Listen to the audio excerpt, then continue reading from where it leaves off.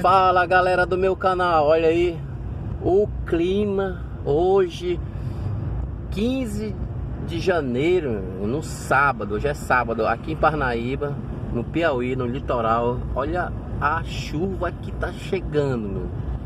Depois de uma semana super quente. Essa que é a visão do céu aí, gente. Aí, ó, carregadíssimo. Creio eu que não vou dar nem para me trabalhar hoje. Mas vamos lá, obrigado, meu Deus. Chuva boa que tá chegando aí.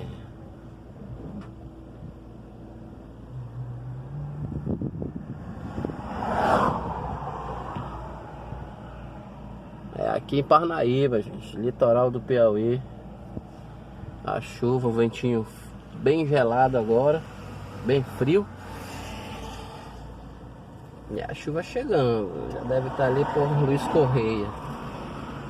Luiz Correia que fica daqui a de onde eu tô, fica uns 8 quilômetros.